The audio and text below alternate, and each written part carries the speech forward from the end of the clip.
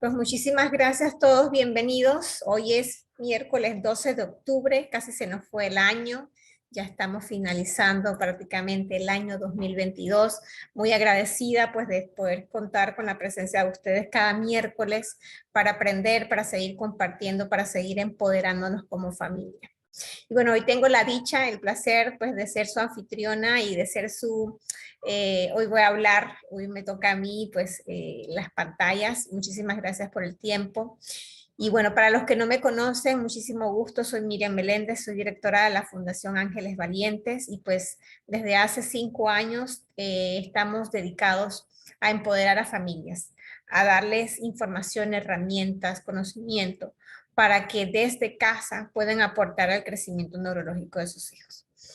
Yo pues soy coach ontológica, me certifiqué como coach hace un par de años, estoy dedicada al tema de empoderamiento de familias, empoderamiento personal y como coach parental. Tengo un hijo de 13 años, Iván Alejandro, pues que fue diagnosticado con trastorno del espectro autista cuando tenía 3 años y medio. Y pues por esa experiencia de amor que viví, que tuve la dicha de vivir, pues hoy está Fundación Ángeles Valientes pues aquí presente para apoyar a nuestras familias. Y hoy vamos a hablar de un tema muy particular y es aquellas cosas que no nos dicen después de recibir un diagnóstico de TEA o el diagnóstico que sea. Esas cositas que no nos dicen que podemos hacer o esas cosas que no nos dicen que van a pasar. Entonces quiero pues hacerlo tipo conversatorio, estas historias que les voy a contar, pues incluyendo la mía, son historias idénticas, simplemente tienen nombres y rostros distintos. Todas las familias que pasamos por un diagnóstico vivimos las mismas experiencias, tal vez unas en más grado que otras, tal vez unas más complejas que otras, pero al final vivimos emociones que no sabemos cómo mover, no sabemos cómo fluir con ella. Entonces hoy vamos a conversar un poquito de aquellas cosas que no nos dicen. Y me encantaría, a medida que vaya avanzando en la charla, me vayan poniendo sus comentarios en el chat, porque cuando te sientes identificada, cuando sabes que hay alguien que ha pasado por lo mismo que tú, sientes alivio, sientes como un descanso y sabes que pues puedes contar con personas que entienden lo que estás pasando, que hablan tu propio lenguaje y que no te van a juzgar porque están ahí para escuchar. Entonces, primero que nada, cuando uno recibe un diagnóstico, ya el que sea, incluso cuando ni siquiera ha recibido un diagnóstico, está esa incertidumbre, eso es qué está pasando, qué dejé de hacer. Empiezan muchísimas preguntas que tú dices, pero ¿por qué? ¿Qué pasa? ¿Por qué mi hijo no hace esto? ¿Por qué mi hijo no hace aquello? Y empiezan una serie de cuestionamientos y uno se enfrasca tanto en encontrar un diagnóstico, una respuesta, un por qué. O sea, tenemos esa necesidad siempre de saber el porqué de las cosas, de como que, ¿qué pasó? ¿Qué no hice? ¿Qué hice? ¿Qué le afectó? Entonces, ese proceso emocional que vivimos teniendo un diagnóstico o no teniendo un diagnóstico, nos lleva a sentir unas emociones que no sabemos cómo procesar. Entramos en un proceso de duelo. ¿Por qué un proceso de duelo? Porque, y no es que se haya muerto nadie, simplemente porque la ilusión, la esperanza, la creencia, la inspiración de que tu hijo pueda llegar a ser X o Y cosa, que tu hijo pueda ir a la escuela. Yo cada vez que me reúno con una familia nueva, escucho sus historias y hay una que nunca se me olvidará. Y me dice papá, me dice, yo lo único que quiero es que mi hijo no se lastime. Ese es mi anhelo, que mi hijo no se lastime. Entonces, cuando tú escuchas esos testimonios, tú dices, wow, o sea, ¿cómo logras vivir, convivir con tu hijo viéndolo lastimarse y tú emocionalmente afectado? ¿Cómo manejas eso? ¿Cómo logras atenderte a ti y logras al mismo tiempo apoyar a tu hijo? Entonces, en ese proceso de duelo, algo muere dentro de nosotros. La ilusión, la esperanza, ese futuro prometedor. Entonces, cuando eso muere dentro de nosotros, ¿cómo lo manejamos? ¿Cómo lo procesamos? Entramos en un momento de negación. entramos en un proceso de que yo no acepto esto, mi hijo no tiene nada. Incluso me he encontrado con amistades familiares que me dicen, mi hermana tiene un niño así, así. Mi vecina, mi mejor amiga, pero ella no acepta, ella no cree, ella dice que su hijo no tiene nada.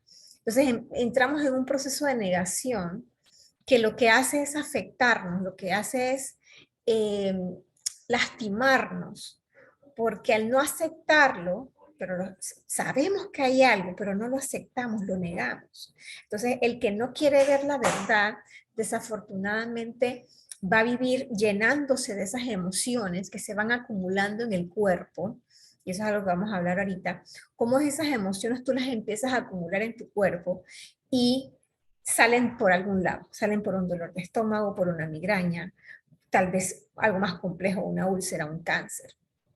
Porque al momento que vivimos esas emociones, las guardamos en nuestras células. El cuerpo se convierte en la mente.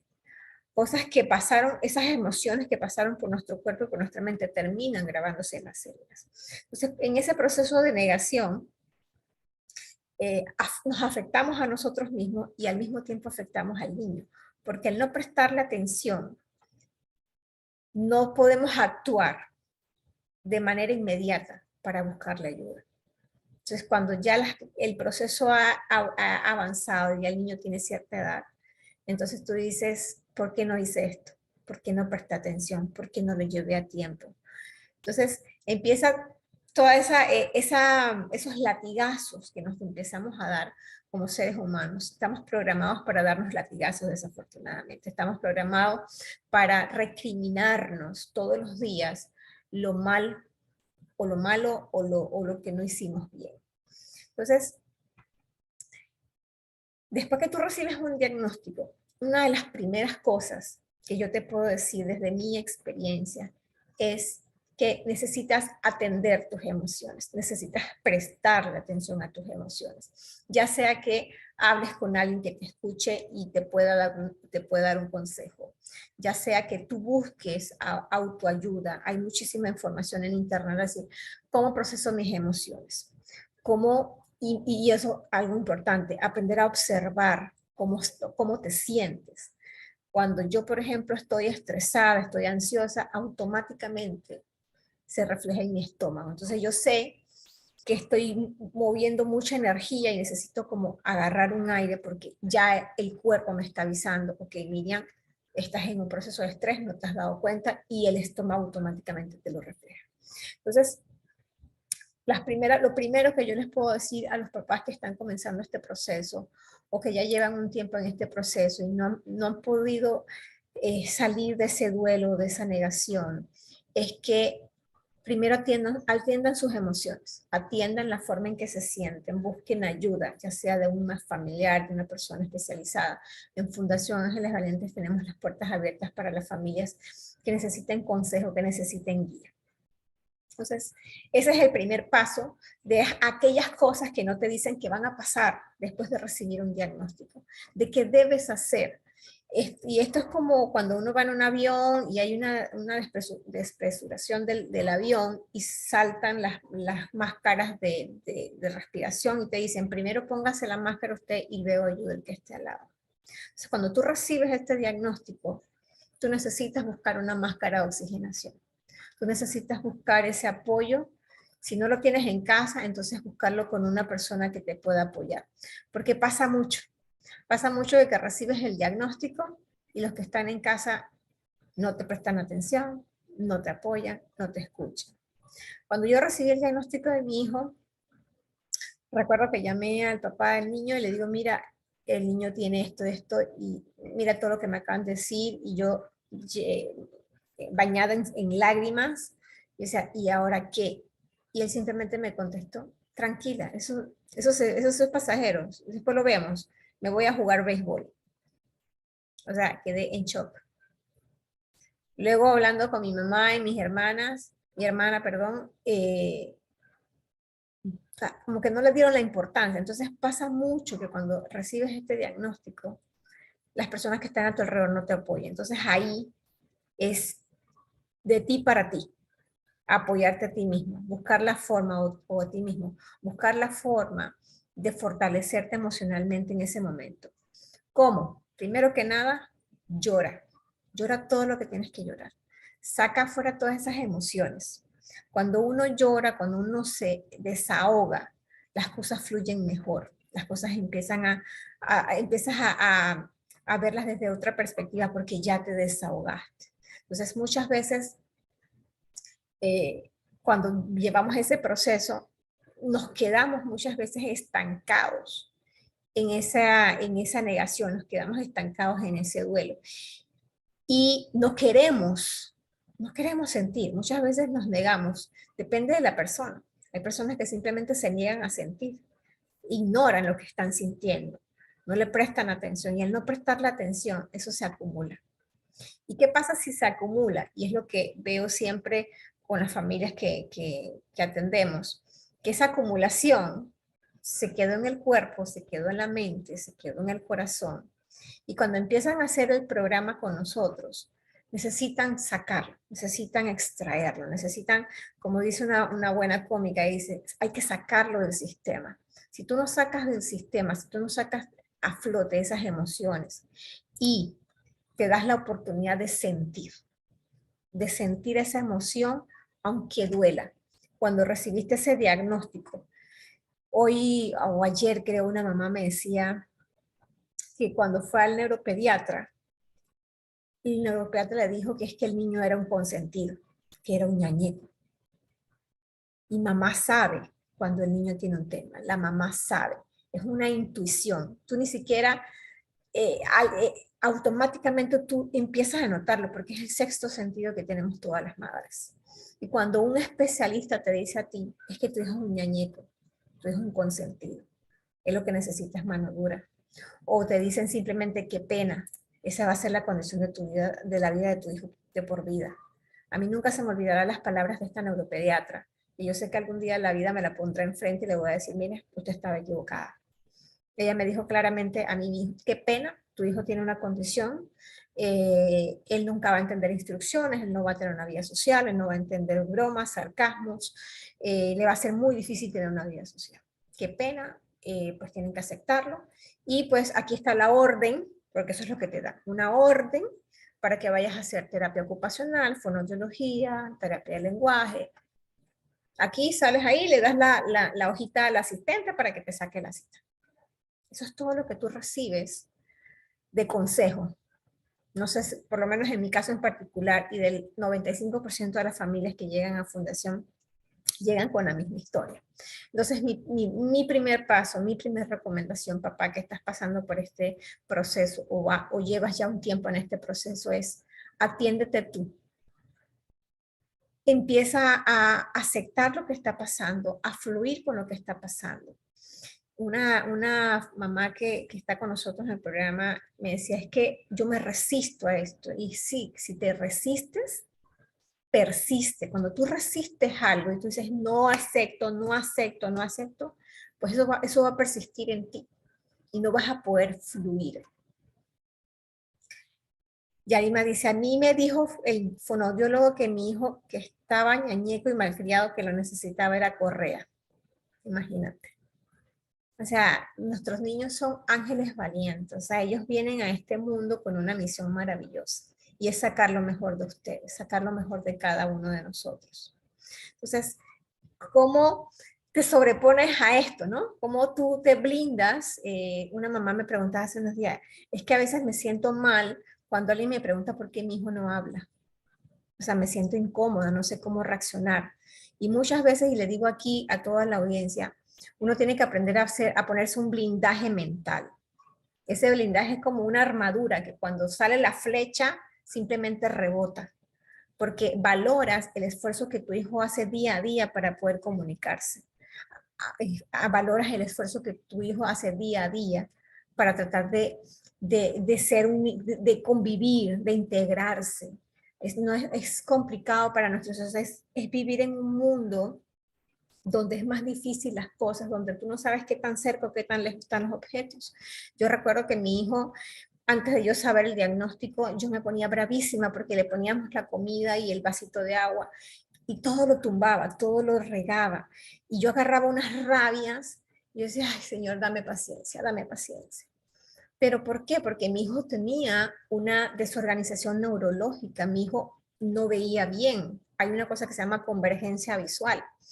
¿Qué pasa?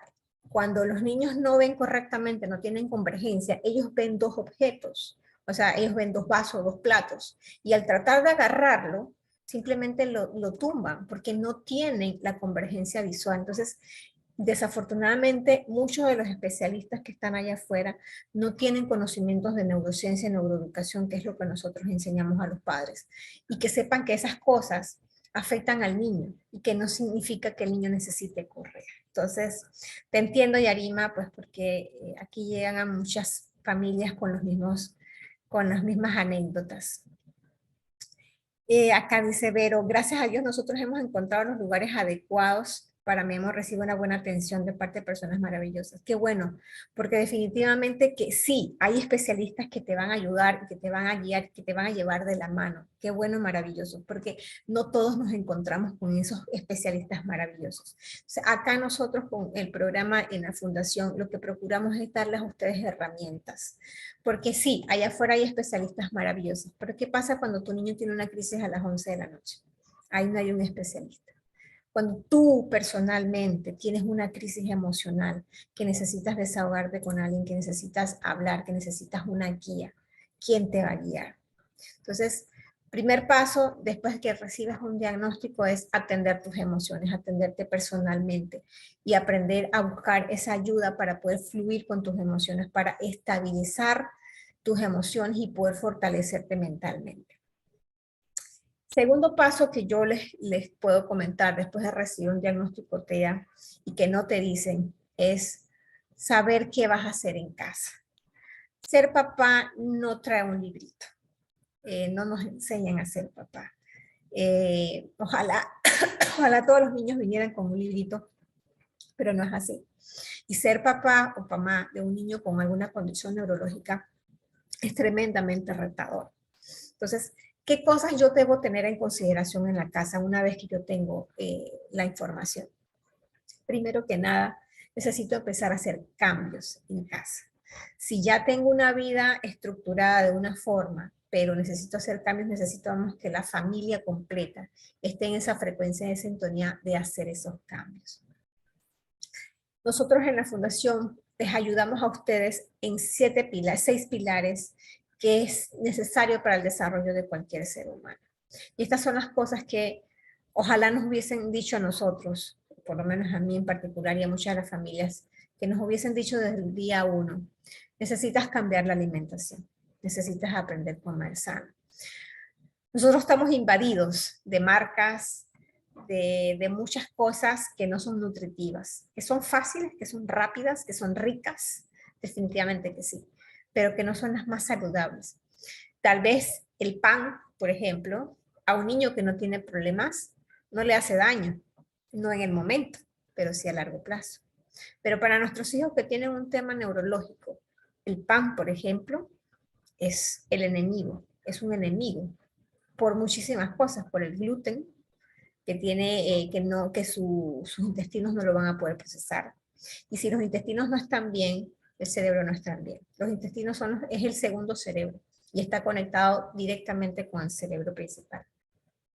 Entonces, una de las primeras cosas que nos deberían decir una vez salimos de ese consultorio es, necesitamos cambiar la alimentación. Tenemos la oportunidad de mejorar nuestro estilo de comer, de ser más saludable, de comer más vegetales, de evitar los enlatados, los empaques, evitar gluten, azúcares y lácteos.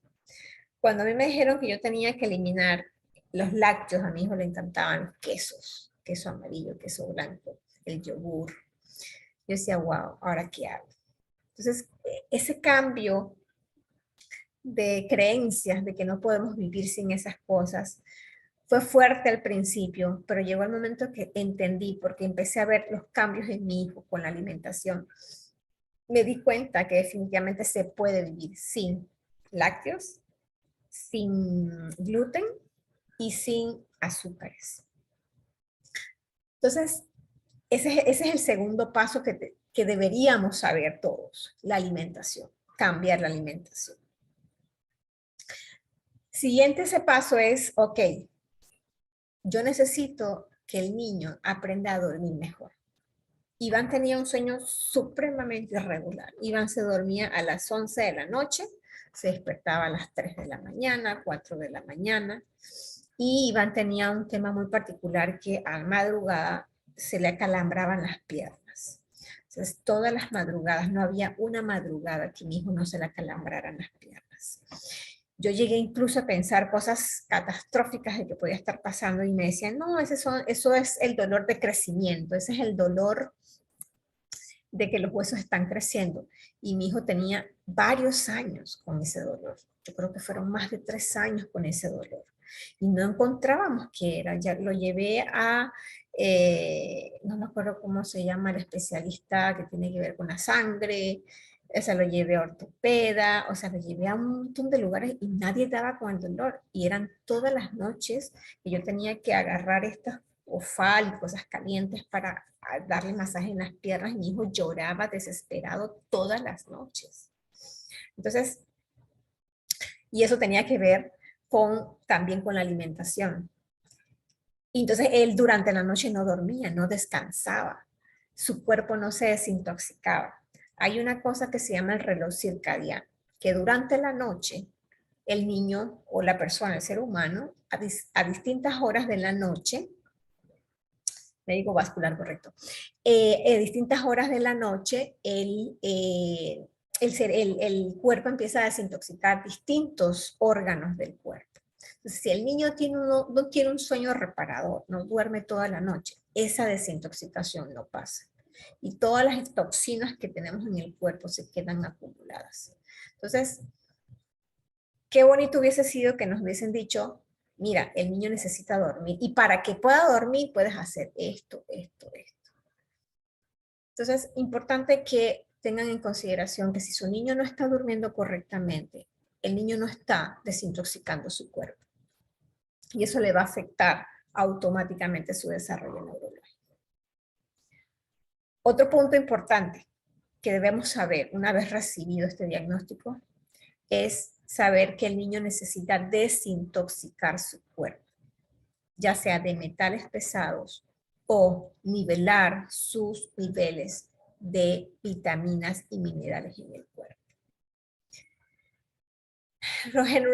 Generalmente cuando recibimos este diagnóstico nos vamos y le hacemos una prueba de intolerancia de alergias o de a ver si es intolerante a ciertos alimentos, pero no le hacemos probablemente una desintoxicación al cuerpo. Dependiendo del país incluso en el que vivimos, puede variar la intoxicación en el cuerpo. Hay lugares que son demasiado tóxicos, que tienen demasiado plomo, aluminio, y que esa toxina se va acumulando en el cuerpo. Entonces, importante que el niño tenga una desintoxicación cada cierto tiempo. Y otra cosa maravillosa que no nos enseña el pediatra, la desparasitación. Yo no recuerdo que la pediatra me haya dicho, mira, tienes que desparasitar al niño cada cierto tiempo, no lo recuerdo. Nuestras abuelas tenían eso, esa era costumbre, nuestras abuelas desparasitarnos. Acá en Panamá se llama sen con coco, no sé cómo la dirán en otros países. Pero esa costumbre se ha ido perdiendo de generación en generación. Y es tan importante, y me acuerdo que habían comadronas, no sé cómo le dicen, que tú los llevabas y le sacaban hasta las lombrices. Entonces decía, wow. Entonces, esas cosas las hemos perdido desafortunadamente. Y en este proceso, cuando tú recibes un diagnóstico, necesitas desintoxicar el cuerpo, desparasitarlo, porque esas lombrices, esas cándidas, todo eso afecta el desarrollo neurológico del niño. ¿Qué más necesitamos saber luego de recibir un diagnóstico? Necesitamos darle estimulación neurológica a nuestros hijos. Necesitamos estimular su cerebro. Una cosa que yo aprendí hace muchos años cuando comencé este proceso con Iván, cuando finalmente empecé a ver la luz al final del túnel, porque durante 4 años nos dedicamos a hacer de todo. una terapia por aquí, una terapia por allá. Y otra cosa importante que nunca nos dicen después de un diagnóstico es que prepara tu presupuesto, porque el presupuesto pues tienes que aumentar, porque ahora tienes que pagar distintas terapias para poder que el niño empiece a avanzar. Yo durante 4 años hice diferentes terapias, diferentes abordajes para mi hijo, pero los avances eran muy chiquititos, o sea, realmente yo no veía un avance marcado en la vida de mi hijo. Y el presupuesto ni se diga, eran $150 cada semana, entre todas las terapias que se hacían. Y durante 4 años me dediqué a eso, pero nunca vi resultados. ¿Por qué? Porque el cerebro necesita estimulación diaria, intensidad, frecuencia y duración. Sí, tú puedes llevar al niño a terapia 2 o 3 veces a la semana, perfecto, pero cuando regresa a casa no sigue la estimulación. Entonces, el cerebro aprende por capas, se desarrolla por capas, se madura por capas. Entonces, si el cerebro no está desarrollado, los diferentes cerebros, el cerebro reptiliano, el cerebro medio, la corteza prefrontal, si eso no está desarrollado correctamente, si no está madurado correctamente, cualquier terapia que el niño reciba, los cambios van a ser superficiales. Realmente no va a haber un cambio marcado. Es como querer poner un techo de zinc, un techo de concreto, en unas paredes de cartón. Entonces, la información no va a calar, la información no se va a guardar. Algo muy importante para recalcarles es que nosotros trabajamos, o lo que ustedes necesitan saber es que necesitan trabajar para que el cerebro tenga estimulación. Yo me acuerdo que llevaban a las terapias de fonoaudiología y las terapias de lenguaje, y le hacía mover la lengua, y, o sea, una serie de cosas, pero Iván no desarrollaba el lenguaje. Iván tenía lenguaje, pero no era fluido, no tenía coherencia su lenguaje, no podía sostener una conversación. Y por 4 años hicimos todos estos tipos de tratamientos y de terapia, y realmente no hubo ningún cambio marcado en su lenguaje. Cuando a mí me dijeron, lo que pasa es que el lenguaje no se genera en la lengua ni en la boca, se genera en el cerebro. Todo lo que yo le estoy diciendo en este momento sale por mi boca, pero está generado en el cerebro. Entonces, ¿qué pasa? Si yo no estimulo el cerebro, el niño no va a desarrollar lenguaje. Y si lo va a desarrollar, no lo va a desarrollar al 100%. Cuando empezamos a hacer programa con Iván, Iván empezó a hacer su programa a los 7 años, un niño agresivo, depresivo, un niño que no se lograba comunicar, que no tenía interacción social, que en vez de jugar con niños lo que hacía era empujarlos y pegarles. Cuando empezamos a hacer este programa, empezamos a ver cambios y prácticamente a los pocos meses, los 3, 4 meses que empecé a hacer el programa, yo empecé a ver cambios en mi hijo, porque la estimulación se la hacíamos diaria y se la hacíamos en casa. Esta es una de las cosas súper importantes y maravillosas del programa, que nosotros les damos a ustedes las herramientas para que en casa puedan hacer la estimulación correcta para que el niño pueda desarrollar esas habilidades que no pudo desarrollar por X o Y razón. ¿Qué otra cosa importante que es importante que tengamos en consideración en casa una vez recibamos un diagnóstico? Ayudar a nuestros hijos a desarrollar inteligencias. Creemos que porque nuestro niño no sabe hablar, no sabe comunicarse, que está como quien dice en su mundo, creemos que no puede captar información. Entonces, importantísimo que no importa que su niño usted considere, porque algo que nos enseña Jacqueline Salinas, que es nuestra especialista, es cree en el niño, cree que sí puede, dale, como se dice, el voto de confianza de que tu hijo sí está aprendiendo, sí está recibiendo la información. Entonces, el desarrollo de inteligencias, hay un libro que se llama Enséñale a leer a tu bebé, enseñándole a leer, creo que se llama, a tu bebé. Cuando yo leí ese libro, yo dije, wow, o sea, así se puede. Y empecé en ese proceso de desarrollar las distintas inteligencias que tenía mi hijo. Y me acuerdo que a los 8 años y medio todavía no leía ni escribía, pero desde los 7 hasta los 8 y medio más o menos nos dedicamos a almacenar la información a través de tarjetas de lectura, a través de bits de inteligencia, imágenes, diferentes cosas que utilizábamos para que él empezara a almacenar información en su cerebro. A los 8 años y medio, un día Iván se levanta, agarra una hoja de papel y hace un calendario, un horario de desayuno, almuerzo y cena de los diferentes días, lunes, martes, jueves, viernes. Yo quedé en shock porque durante año y medio yo nunca vi a mi hijo escribir. Pero ese año y medio nos dedicamos a almacenar la información. El cerebro tiene neuroplasticidad, significa que es moldeable, significa que el cerebro puede aprender, no importa la edad que tenga. Nos enseñaron que el cerebro solamente se desarrolla hasta los 7 años. Hoy está comprobado científicamente que no importa la edad, la persona puede ganar habilidades. Entonces, con este método de desarrollo de inteligencia, ustedes les pueden enseñar a sus hijos desde la casa a ganar habilidades, a aprender cosas de forma distinta, de forma dinámica. Dentro de lo que hacemos está integrado el método Montessori, que pues si algunos lo conocen, es un método de muchísimos años, más de 100 años, donde el aprendizaje es a través del juego, a través de la experiencia, porque nos han enseñado, vamos a la escuela y todos se acordarán, van a la escuela, se sientan en la mesa, el pupitre, y pues a copiar del tablero. Esa es nuestra forma de enseñanza. El método Montessori te enseña a través del juego, a través de la actividad, a través de la experiencia.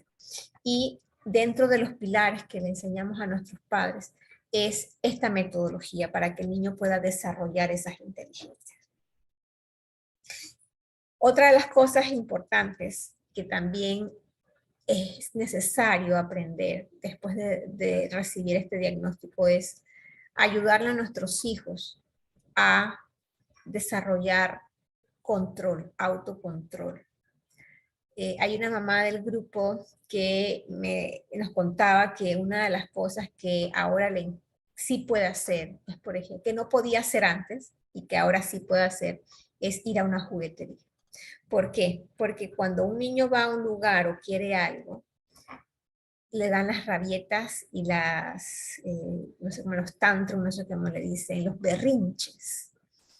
Yo me acuerdo, nunca me olvidaré, fui a una tienda, Iván quería comprar algo y le dije no, y me hizo un berrinche en plena tienda. Estaba toda, o sea, yo decía, Dios mío, tierra, trágame. Pero ¿qué pasa? Nuestros hijos necesitan estimulación de diferentes formas, con la alimentación, con la parte física, con la desintoxicación, para que ellos automáticamente, de forma paulatina, puedan ir regulando sus emociones, para que puedan aprender diferentes estrategias para ellos poder autorregularse. Entonces, pasos que no nos dicen después de un diagnóstico, pero sobre todo no nos dicen, y esto es lo que más me llena el corazón de decírselos a todos, no te dicen que existe la posibilidad de superar esa condición, de sobreponerte a esa condición. Yo en Instagram a veces me encuentro con personas que me escriben molestas y me dicen, pero es que el autismo no se cura, el autismo no se supera. Y yo, si les digo con todo el amor del mundo, el autismo no es una enfermedad, es una condición. Y todas las condiciones se pueden superar. Una persona que tuvo cáncer, superó su cáncer. Una persona que pierde la movilidad en sus piernas, se supera su movilidad, supera su estado físico y se vuelve una persona integrada a la sociedad, trabaja. Hay personas que sufren de enfermedades terminales y por milagros, porque también los milagros existen, tienen remisiones automáticas. Yo el fin de semana conocí a una mujer maravillosa que tuvo cáncer de seno y de ovario y le diagnosticaron que tenía un tumor en el cerebro. Y ella a través de la alimentación sana, a través del fortalecimiento emocional, de aprender a superarse, de todos los días tomar la decisión de creer que ella sí podía mejorarse, que ella sí podía ser una mujer sana. Hoy es una mujer totalmente sana y activa. Entonces, eso es una de las cosas más importantes que yo les quiero dejar el día de hoy. La creencia de que sí es posible que su hijo tenga un futuro distinto. Nos dicen, nos dan un diagnóstico y ese diagnóstico en ese papel limita las posibilidades, reduce las posibilidades de nuestros hijos. No le permiten a ellos ser ellos. Yo te puedo decir hoy con conocimiento de causa, porque en esta sala hay familias que están desafiando esos diagnósticos, que sí existe la posibilidad y la probabilidad de que con amor, paciencia, compromiso y disciplina, tu hijo a lo largo de su proceso va a ganar habilidades, va a poder ser un niño autosuficiente con autonomía personal. No va a pasar de la noche a la mañana definitivamente, pero con paciencia y con amor, poco a poco vas viendo los resultados. Yo quisiera abrir el chat si hay alguien que me quiera compartir su testimonio. Aquí hay alguien, Guadalupe me dice, un terapeuta nos dijo a mí y a mi esposo que si no corríamos con mi hijo, él no iba a pasar de aprender lo básico en el IPE. Es doloroso, pero yo no lo acepté. Gracias, Guadalupe. Ya, voy a agarrar este pedacito que nos dice Guadalupe. Yo no lo acepté. Hay dos formas de ver las cosas cuando te pasan. Y quiero ponérselos así de drástico y de duro. Si a ti te da un diagnóstico de cáncer, a ti o a tu hijo, ¿qué vas a hacer? ¿Lo vas a aceptar o te vas a resignar? Cuando tú te resignas, tú en automático estás dejando la puerta abierta para que el momento de irte de este mundo llegue más rápido. Pero cuando tú lo aceptas y decides tomar acción, tú puedes cambiar y revertir ese diagnóstico. Y han hecho muchísimas familias alrededor de toda Latinoamérica han hecho esto. Muchas personas, yo tengo amistades muy cercanas que decidieron aceptar que tenían una enfermedad, pero al mismo tiempo decidieron luchar, batallar y no darse por vencidos. Entonces, si recibimos un diagnóstico como esto, vamos a hacer lo que esté a nuestro alcance. Cuando yo entendí lo que mi hijo estaba viviendo, yo no me resigné. Yo acepté que había una condición y busqué debajo de las piedras. Viajé a otros países, consulté a un montón de especialistas, hasta que finalmente encontré a esos ángeles que en mi camino se fueron apareciendo poquito a poquito, para empezar a darle forma a ese rompecabezas de qué hacer cuando el niño tiene esto, qué hacer cuando el niño se enferma, qué hacer cuando el niño necesita X o Y. Esa hoja de ruta me la fueron dando distintos especialistas. Y hoy, gracias a Dios, con toda la fortaleza, les puedo decir que mi hijo no necesita adecuaciones. Mi hijo es un niño como cualquiera de su edad, tiene amistades, un niño inteligente, que si tú lo conoces, tú dices, me acuerdo que una vez alguien me dijo, es que debe ser que lo diagnosticaron, que el diagnóstico fue incorrecto. Se equivocaron en el diagnóstico. No, no se equivocaron. En efecto, mi hijo tenía todas esas cosas, pero es un niño totalmente distinto. Él construyó su pronóstico, día a día lo construyó. Acá me dice Francisco, hola, soy maestra. ¿Alguna estrategia en específico para trabajar con niños con TDAH en diversas áreas como música, deporte, actividades dirigidas? Sí, mira, yo te puedo decir, investiga sobre patrón cruzado. El patrón cruzado es un movimiento que el cuerpo debe tener registrado la forma en que mueves el cuerpo. Mano izquierda, pierna derecha. Mano derecha, pierna izquierda. En patrón cruzado como soldadito. Si investigas sobre eso, son actividades que puedes hacer dentro del aula y que te pueden ayudar a que el niño empiece a concentrarse mejor. La natación, por ejemplo, el caminar, el correr, son actividades de patrón cruzado, el gateo, el arrastre, son actividades que puedes hacer en tu aula y que son maravillosas. Entonces, te puedo decir que es una de las estrategias que puedas. Investígate en España, en Brasil y en México hay unas escuelas que tienen un método, ¿cómo se llama?, de actividades físicas en el aula de clases, que están diseñadas bajo patrón cruzado y que les han dado resultados maravillosos. Entonces sí te puedo dar ese consejo. Entonces, familias, los que están aquí, no pierdan la esperanza, no pierdan la fe. Alguien me decía, ¿fe o esperanza? Porque la esperanza es que algún día mi hijo va a poder, y la fe es que yo sé que mi hijo va a poder. Pero esa fe necesitas alimentarla día a día. Necesitas, como se dice, estar conectado a la fuente. Amy me dice, la primera neuropediatra donde lo llevé me dijo tan tajante que era que yo no tenía carácter y que el niño jugaba conmigo. Y yo poco a poco estaba descubriendo el diagnóstico que ella no me pudo ayudar a descubrir. El niño es autismo nivel 1, eso sí habla, pero ahora analizando siempre dio señales, pero prácticamente yo fui la que poco a poco lo descubrí. Así es, Amy. Nosotras tenemos esa intuición de madre. Y si tiene nivel 1, mira, maravilloso, porque pues entre menos complejo el diagnóstico de tu niño, pues vas a ver resultados mucho más rápido. Aquí yo en la audiencia tengo familias que ojalá pues estén por aquí. Por aquí está Jacqueline, creo que está Wendy también, que si tienen la oportunidad solamente de decir unas palabritas a nuestras familias de aquellas cosas que no les dijeron después del diagnóstico y que han aprendido, como quien dice, a los golpes, porque nuestra intención es también ayudarles a ustedes a acortar esa curva de aprendizaje, que aprendan de las experiencias de las familias que ya tenemos un camino recorrido para que ustedes no pasen por ese mismo escollo y que puedan llegar más rápido a superar esta condición.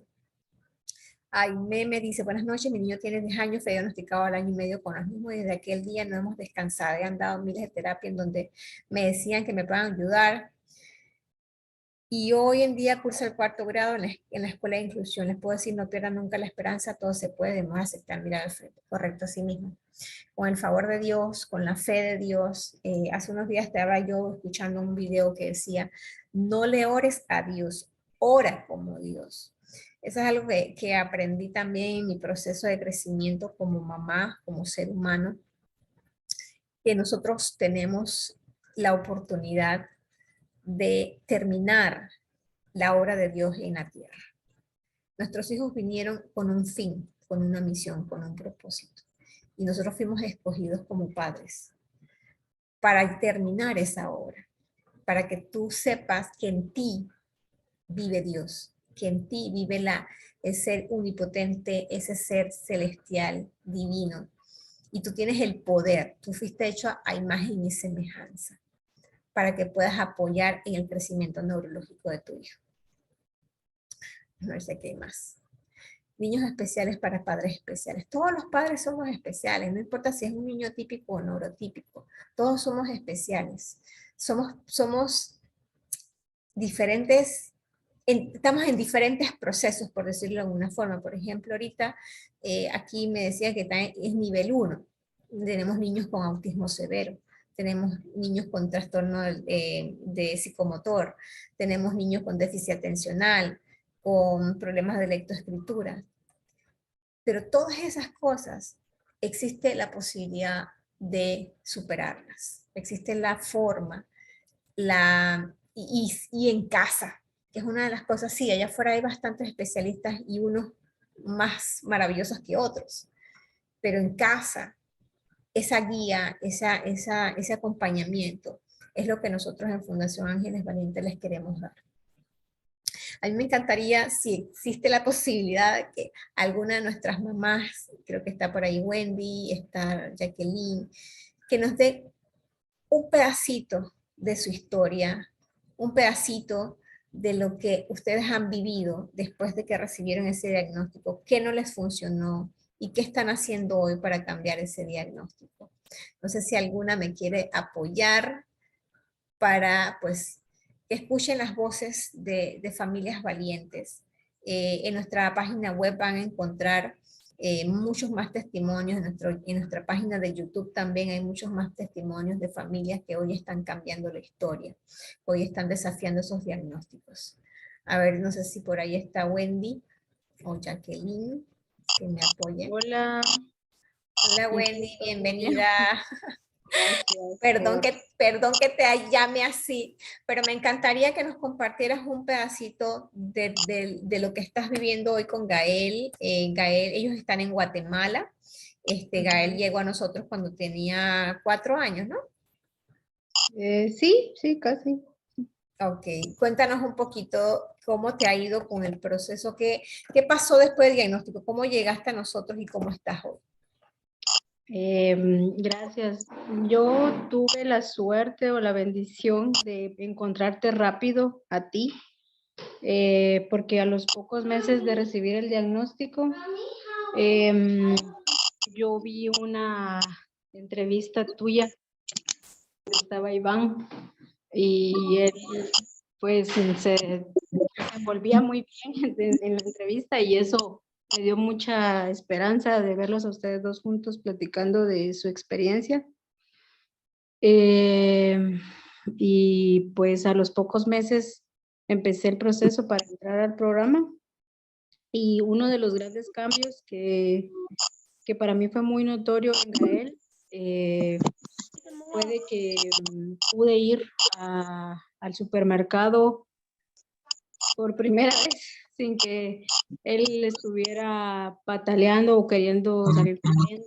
Él entró, me recuerdo muy bien, él entró al supermercado, iba sentado en el carrito y empezó a decir como, wow, dijo, y empezó a señalar cosas del supermercado y él miraba como peluches y esas cosas y él decía, un pato, cerdo, a su forma, ¿no? A su manera de hablar, pero él quería decir, ¿no? Lo que estaba viendo. Entonces para él fue como que era como algo que nunca había visto antes, como que empezó a conectar más.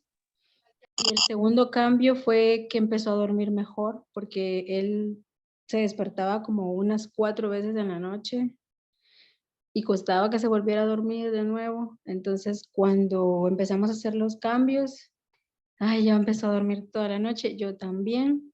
Y pues se duerme como 8:30 o 9 y se levanta a 6:30 o 7 de la mañana. Y incluso últimamente ha estado dejando, ya no ha estado haciendo pipí en la noche y eso también me tranquiliza un poco porque ya aguantan toda la noche. Eso y pues para mí es bastante esperanzador esos cambios. Ha sido difícil más para mí, pero ahorita que te escuché hablar, la parte donde tú mencionabas creer en nuestros hijos, a mí me costaba mucho al principio porque como te dicen a ti en el diagnóstico, él no va a poder hacer esto, esto, esto, esto. Entonces yo como que me lo metí mucho en la cabeza y decía, no, es que él no va a poder hablar, ¿verdad? O él no va a poder entender, él no va a poder tal y tal cosa. Entonces, es lo que más me ha costado como creer, pero él es el que me ha demostrado a mí que él sí puede, ¿verdad? Porque me empieza a hacer, también ya aprendió a ponerse los zapatos solos. En la semana pasada yo, cuando lo vi con los zapatos puestos, casi que me pongo a llorar porque andaba ahí jugando y con los zapatos puestos. Yo dije, ¿cómo? ¿Y a qué horas? Porque él se frustraba un montón tratar de metérselos y jalarlo de atrás, él se frustraba, lloraba y me decía, no, no, no, y no quería. Entonces ahora se los quita y se los pone cuando él quiere, entonces ya es otra cosa más independiente y me ayuda a tender la ropa y agarra los ganchos y los abre y pone la ropa con los ganchos. Eso lo aprendí también la semana pasada. Y yo me sorprendí porque antes él quería y se frustraba porque abría el gancho y salía volando el gancho o no calculaba el pulso. Entonces son cosas que yo digo, wow, de verdad que a veces tal vez son para otros papás son muy como cosas muy normales, pero para mí han sido como pequeños milagritos, digamos así, que me demuestran que él va a poder hacer más. Nuestro mayor reto es con el habla, pero cuando entré al programa él no decía nada, ninguna palabra, ni sonidos. Y poco a poco fue haciendo como el pato, como la vaca. Ya, tata. Sí, ¿quieres decir hola? Tata, tata, bebé, huevo. Está diciendo todo lo que se comió, todo lo que cenaste, ¿verdad? Entonces, No dólares, frijoles, ajá, huevo, tortilla, verdura, tomate y agua. Y pues eso les quería compartir y gracias por el espacio. Decirles nai nai. Gracias, Miriam. Ay, ya él llegó a nosotros sin hablar y ahí está la prueba. Entonces, por eso es que nosotras, Jacqueline, que ahorita les voy a dar el paso para que les diga unas palabras, no nos cansamos de decirle a las familias que crean que existe ese camino distinto. Creo que por ahí también está Jacqueline Reinieres, si nos quieres decir unas corticas palabras. Abre tu micrófono. No te escuchamos. No, abre el micrófono. A ver, no, trata de abrirlo.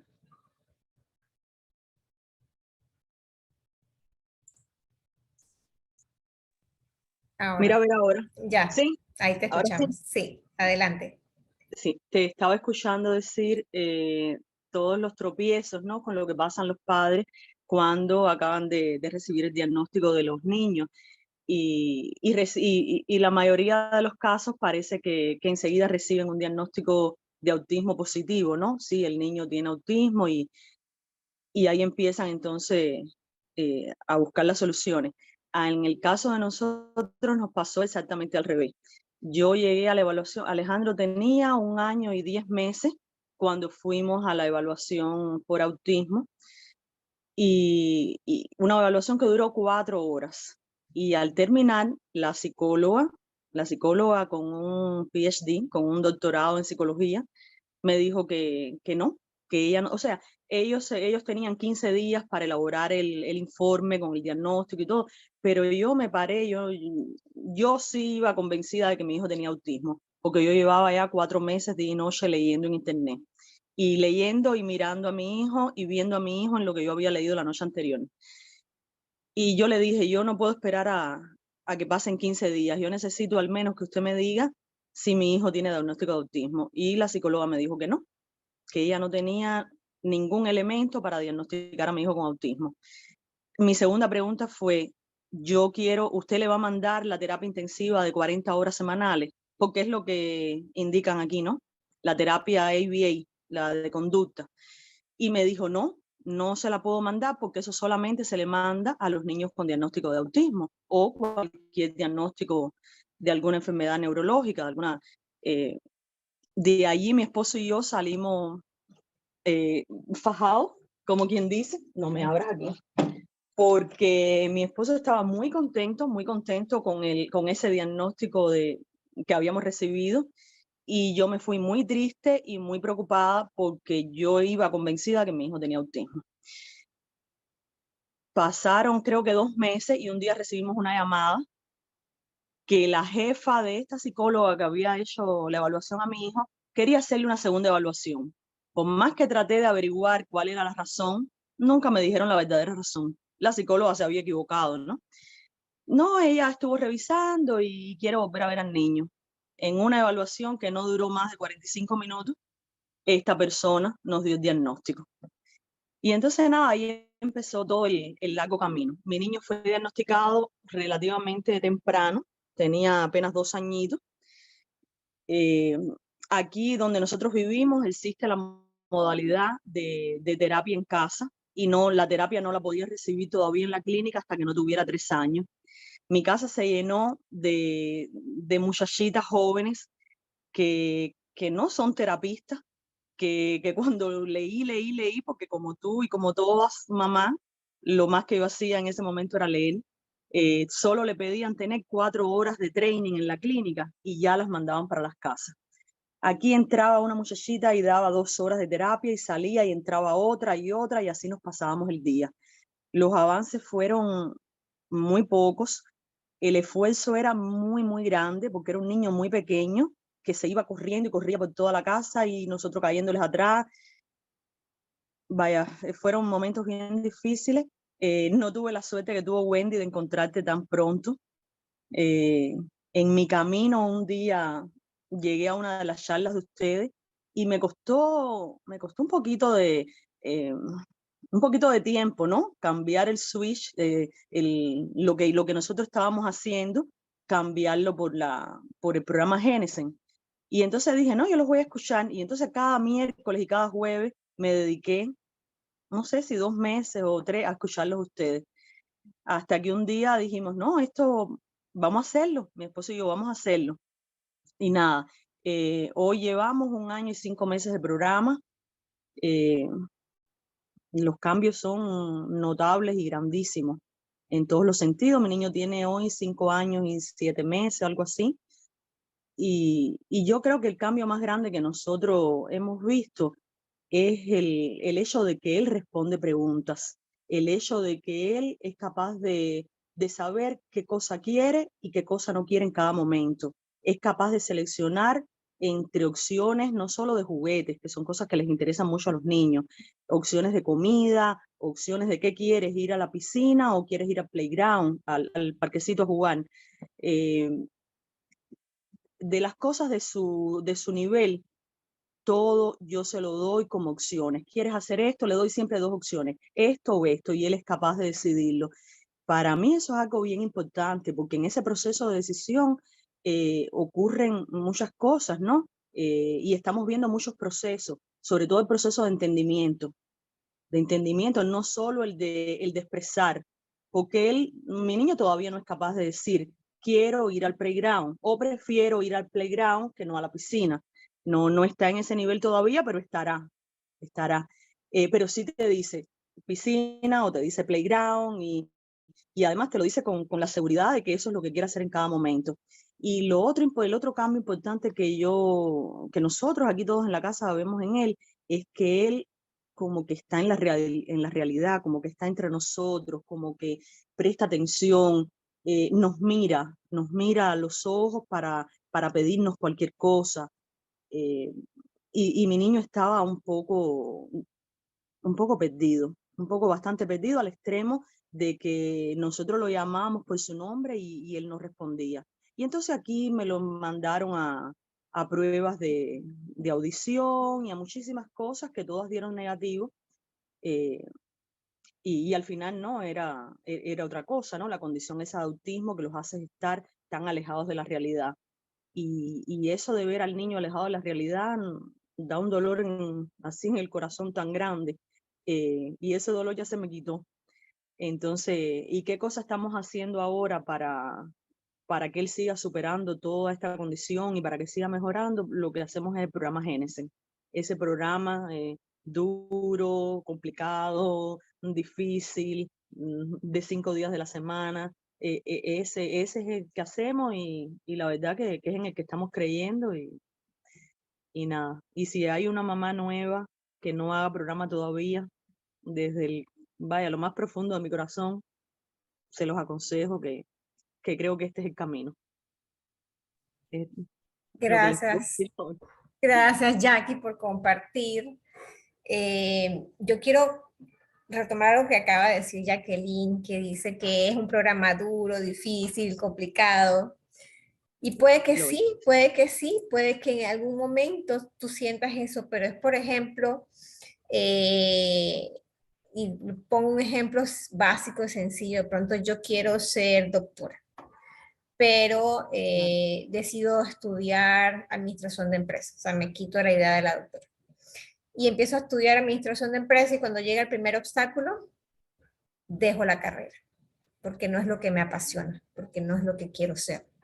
Pero si yo estoy estudiando la carrera que yo quiero ser, lo que yo anhelo ser, no importa cuántos obstáculos voy a tener en ese proceso, voy a terminar mi carrera. Y así yo equiparo y pues comparo el programa que nosotros enseñamos a las familias para que lo pongan en práctica en casa.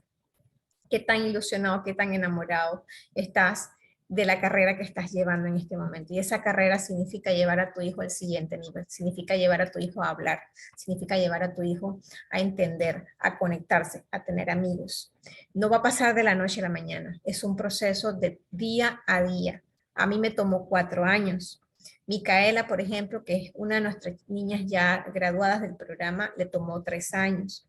Lucas, que creo que por ahí está Alice, lleva casi 4 años en programa. Lucas llegó a nosotros con un autismo severo, sin comunicarse, sin nada sociable, no entendía instrucciones, un niño autismo severo.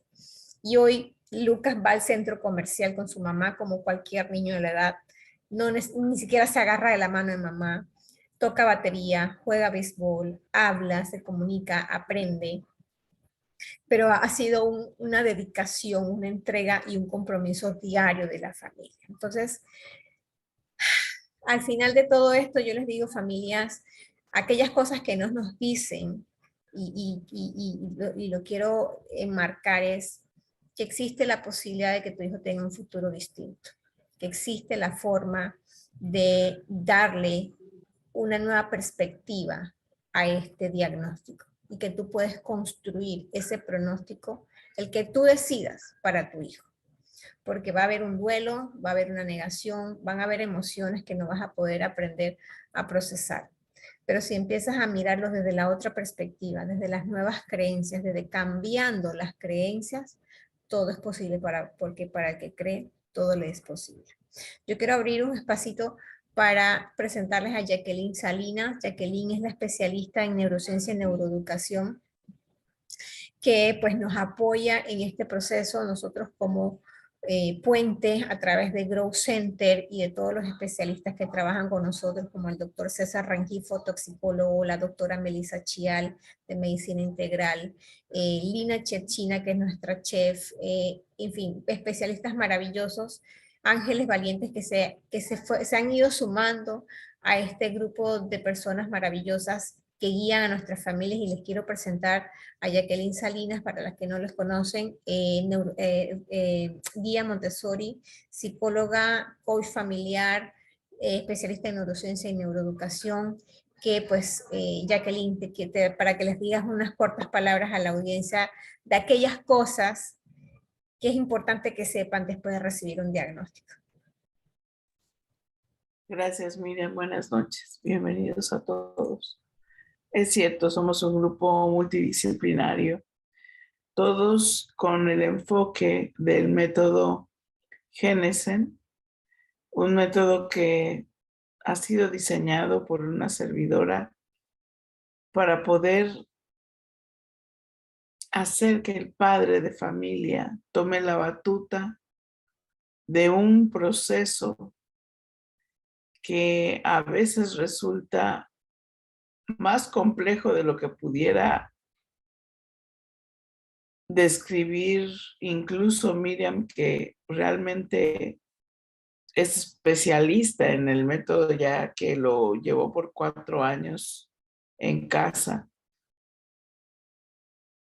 Es complejo, es un proceso complejo, pero no es imposible. Y siempre hay que pensar en esta maravillosa oportunidad que tenemos de mejorar y de hacer las cosas como si fuera la última vez, para poder dar lo mejor de nosotros mismos. Es un proceso que requiere de tu entera entrega, pero al final, tú siendo padre de familia ya eso lo sabes hacer. Entonces toma en base lo que ya sabes hacer solamente para darte herramientas para poder reconocer en tu hijo lo que tú debes ver. Si escuchaste bien hablar a Jacqueline y a Wendy, ellas se han vuelto expertas en cómo observan a sus hijos, expertas en lo que hacen sus hijos. Y ese expertise se lo da el conocimiento que desarrollan a partir de conocer y estudiar la metodología Genesen, que no es otra cosa que un cúmulo de herramientas que fui atesorando a lo largo de más de 17 años en los que me he dedicado a trabajar con niños de diferentes de diferentes latitudes, con diferentes circunstancias. No me gusta hablar de situaciones neurológicas y mucho menos de enfermedades, porque estas no son enfermedades. Y no me gusta tampoco excluir o incluir y decir que somos un proceso incluyente. No, somos un proceso, somos una metodología que te empodera a ti, padre de familia, para que sepas qué hacer y cómo hacer con tu hijo con algún diagnóstico neurológico. TDAH, hiperactividad, TDA, Down, todos estos problemas neurológicos tienen cabida en el método Génesis. Porque realmente al que servimos es al padre de familia. Entonces yo estoy muy contenta de que cada vez más familias estén apostando por conocer un trabajo que es diferente, un trabajo que te reconoce a ti como la parte medular del proceso de cambio con tu hijo y que cree en ti y te pide, como Wendy bien lo dijo, que creas en el niño, que creas en el poder del niño. Y eso es lo que hoy vengo a invitarles, padres, a que crean en el poder de sus hijos y que vuelvan a creer en ellos y en ustedes. Ustedes tienen la forma y la sabiduría para poder cambiar el futuro de sus hijos. Así que nada, Miriam, gracias por darme la oportunidad de dirigirme a esta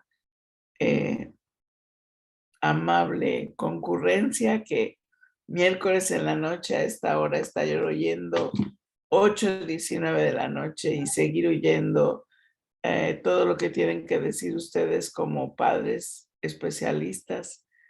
Me da mucho orgullo y me da mucho gusto poder participar de este grupo. Un abrazo para todos. Gracias, de verdad que sí, Jacqueline, pues una persona maravillosa que nos guía y nos apoya en todo este proceso para que podamos desde casa. Es una metodología totalmente distinta a la que ya conocemos, pero que con unos resultados maravillosos. Tenemos resultados desde Canadá hasta Chile. Entonces, padres, papás, mamás que están pasando por este diagnóstico, que llevan años buscando respuestas a las condiciones neurológicas de sus hijos. La clave está en aprender a fluir con tus emociones, a aceptar que hay una condición y a poner manos a la obra, porque el estímulo que necesita tu niño es al cerebro, para que esa computadora, esa perfecta computadora, se vuelva a configurar y se configure de forma correcta a través de todos estos pilares que les mencionamos. Cada uno aporta su granito de arena para que al final el niño tenga un pronóstico totalmente distinto al que le dieron en ese documento o en ese papel. Así que quisiera abrir el chat, micrófono, si alguien me quiere hacer una pregunta, bienvenidos. Aquí estamos para responder. Queremos invitarlos a nuestro próximo evento, el sábado 22 de octubre. Vamos a tener una conferencia que se llama Evolución del abordaje neurológico. Vamos a tener la exposición de 6 conferencistas distintos que van a dar una hoja de ruta, van a dar las bases que necesita todo padre saber para poner en práctica en casa, donde vamos a profundizar toda la parte teórica científica, donde se ha combinado la naturaleza, la ciencia y la tecnología, porque recientemente hemos hecho una alianza con una clínica que tiene un tratamiento que se llama estimulación magnética, que combinado con lo que hacemos en casa, los resultados van a ser maravillosos. Entonces los invitamos el próximo sábado 22, los que estén en Ciudad de Panamá pueden participar de forma presencial y los que no estén en Panamá, pues de forma virtual, porque lo vamos a transmitir en vivo de forma virtual. Próximo sábado va a ser van a ser 6 conferencias de 8 de la mañana a 6 de la tarde, así que no se lo pierdan porque va a ser un día llenísimo de información con especialistas maravillosos con muchísima vocación. Así que no sé si hay algo más alguien quiere hacer una pregunta, bienvenida. Si no, pues les agradecemos muchísimo su participación del día de hoy. La próxima semana vamos a tener un tema maravilloso a cargo de una familia espectacular. Vamos a hablar de cambiando creencias sobre el autismo. Así que no se lo pueden perder. Una familia de viva voz van a escuchar el testimonio del doctor Ricardo Cabeza, su esposa Alice, y de Lucas, que es el que les acaba hace un rato de mencionar, que es un niño que hoy está desafiando todos los diagnósticos. Así que nada, muchísimas gracias. Dice, ¿nos dejas dónde encontrar la información de la conferencia? Claro que sí, en nuestras redes sociales, @FUND, FUND, Ángeles Valientes, van a encontrar el link para que puedan comprar la entrada y pues ahí van a ver muchísima más información sobre nuestros eventos cada miércoles. Así que nada, muchísimas gracias familias. 8:23 en Ciudad de Panamá, se les quiere, nos vemos la próxima semana. Que estén bien.